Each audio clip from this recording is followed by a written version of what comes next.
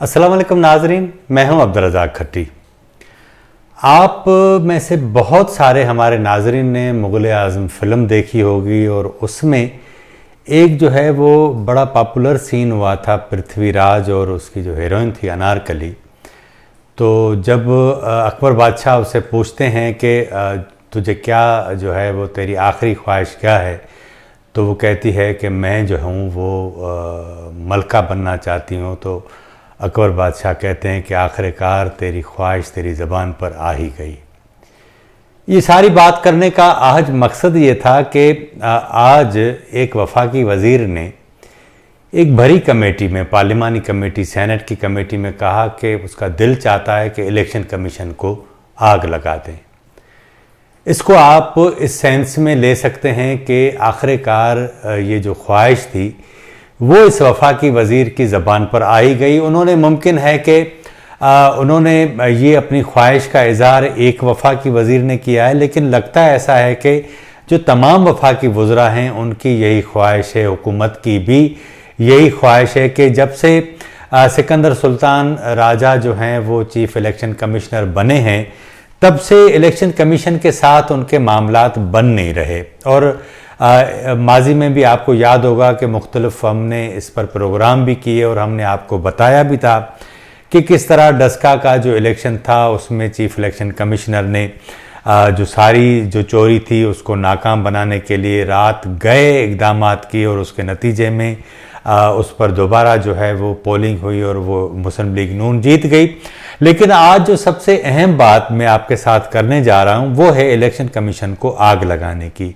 Election commission के हुकाम के ऊपर जो है वो दीगर फोर्सेस से रुश्वत लेने की, पैसे लेने की। यानी इलेक्शन कमीशन एक ऐसा आइनी इदारा है जो मुल्क में तमाम इंतखाबात करवाता है, कैंटोनमेंट बोर्ड के हों, लोकल बॉडीज़ के हों, मुल्क के आम इंतखाबात हों। यानी जो मकामी हुकूमतें हैं, मुल्क की हुकूमत है, सूबों की हुकूमतें हैं, वो इलेक्शन कमीशन के ही ज़रिए बनती हैं। जब आप एक वफाकी वज़ीर इस पर ये इल्ज़ाम लगा दे कि उसका दिल करता है कि वो इलेक्शन कमीशन को आग लगा दे, तो आप अंदाज़ा लगा सकते हैं कि उनकी ख्वाहिश क्या है। अब पहले बात करते हैं इसके ऊपर कि ये सारा वाक़या किस तरह पेश आया। मैं आपको बताऊं कि आज सेनेट की जो पार्लिमानी कमेटी है, पार्लियामेंट अफेयर की, उसके चेयरमैन ताज हैदर हैं, उसमें दो बड़े अहम मौज़ूआत डिस्कस हुए और उसमें हुकूमत ने एक तरफ इलेक्शन कमीशन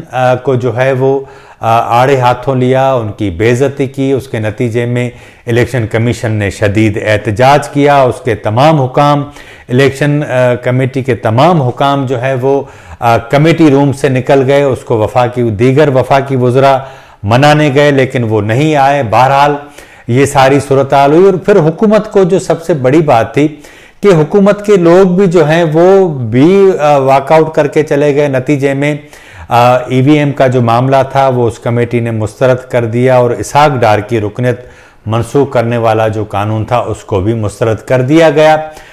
मैं पहले आपको ये बताऊं कि इलेक्ट्रॉनिक वोटिंग मशीन के हवाले से जो ताज हैदर साहब की सरबराही में ये इजलास हुआ उसमें वफाकी वज़ीर जो हैं आज़म सवाती, उसने कहा कि इलेक्शन कमीशन ने मुख्तलिफ जगहों से पैसे पकड़े हुए ऐसे इदारों को तो आग लगा देनी चाहिए।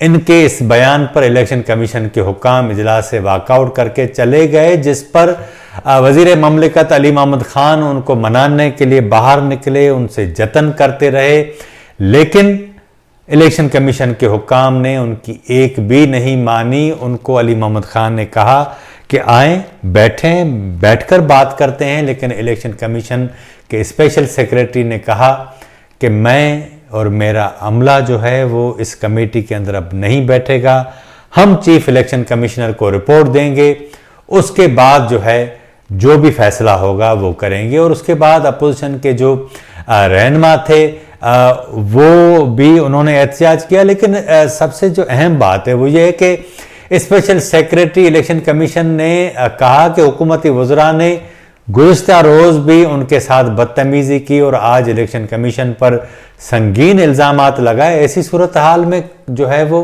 कौन ऐसी कमेटी में बैठ सकता है। अच्छा, इसके बाद मुस्तफ़ा नवाज खोखर जो पीपल्स पार्टी के सेनेटर हैं और आज़म सवाती के दरमियान भी शदीद तलकलामी हुई। ऐसा लग रहा था कि तमाम अपोजिशन के सेनेटर्स उनको इस बात का एहसास दिला रहे थे, ये बावर करा रहे थे कि ये जो आप कह रहे हैं कि आग लगा दें इलेक्शन कमीशन को, तो शायद उन्होंने जज्बात में आकर ऐसी बात की हो। लेकिन सवाती साहब जो हैं वो अपने इस मौक़िफ़ पर डटे रहे और उन्होंने कहा कि मैंने जो बात की है वो बिल्कुल ठीक की है। अच्छा, अब जो है वो मज़ेदार बात यह है कि आज के इस इजलास के अंदर बाबर आवान साहब जो हैं उन्होंने जो है वो इसके ऊपर ब्रीफिंग दी और उन्होंने कहा कि पार्लियामेंट जो कानून बनाएगी, इलेक्शन कमीशन उसका पाबंद है और कोई इदारा पार्लियामेंट की कानून साजी के ऊपर एतराज़ात नहीं लगा सकता। आपको याद होगा कि इलेक्शन कमीशन ने गुज़िश्ता दिनों 37 एतराज़ात लगाए थे, जिस पर हुकूमत को पहले ही बड़ा गुस्सा है। हुकूमत को ये बात अच्छी ही नहीं लगती कि कोई भी आईनी इदारा उनके खिलाफ बात करे, और आपने माजी में भी देखा है कि बहुत सारे आईनी इदारे हुकूमत की बात मानते हैं, उनके पैगामात को सुनते हैं, जो हुकूमत कहती है वो करते हैं। लेकिन ज़रूरी तो नहीं कि सारे लोग ऐसा करते हों। इत्तेफाक इस मुल्क में देखिए कि वज़ीर आज़म एक बात करते हैं तो दूसरे रोज़ नैब की जानिब से उसी ही बात के तनाजुर में हम देखते हैं कि अमल होता आता है। तो ये वो सारी सूरत हाल है कि यहाँ इलेक्शन कमीशन इस हुकूमत की बात नहीं मान रहा।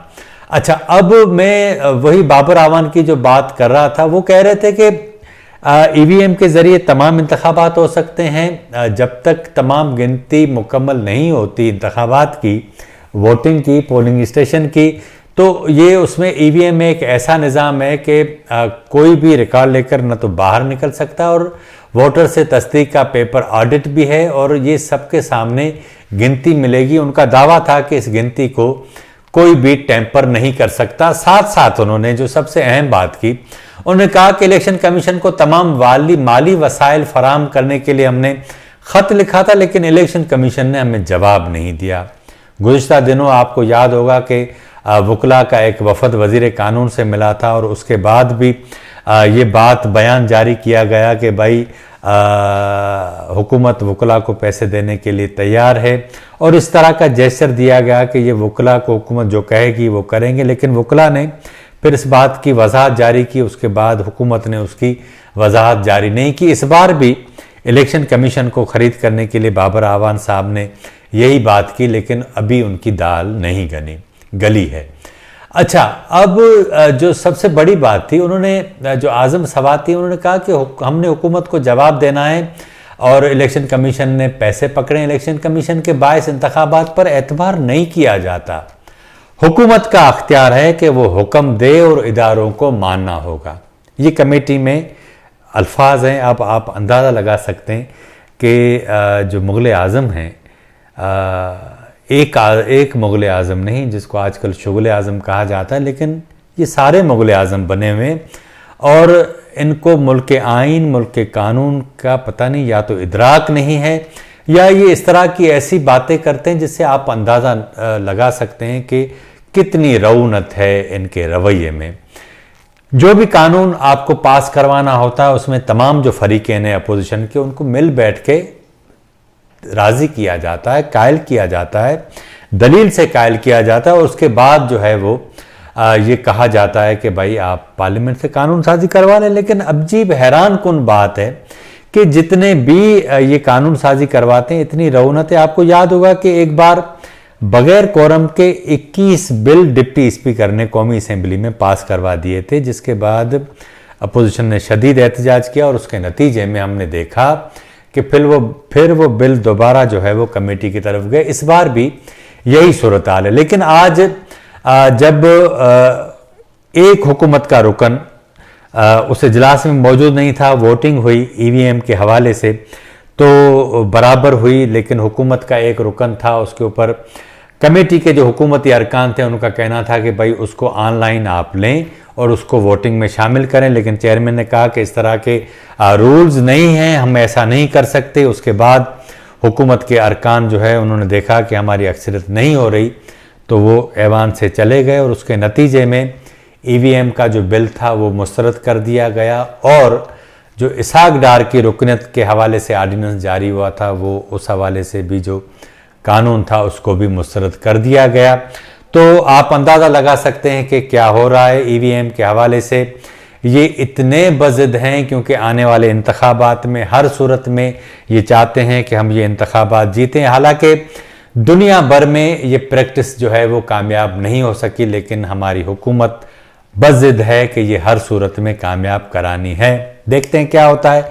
आज के प्रोग्राम में इतना ही। अगर आपको हमारा प्रोग्राम अच्छा लगा हो तो हमारे चैनल को ज़रूर सब्सक्राइब करें, लाइक करें, शेयर करें और अपनी राय का इज़हार ज़रूर करें ताकि आने वाले दिनों में हम अपने इस प्रोग्राम को मज़ीद बेहतर बना सकें। मुझे इजाज़त दीजिए। अल्लाह हाफ़िज़।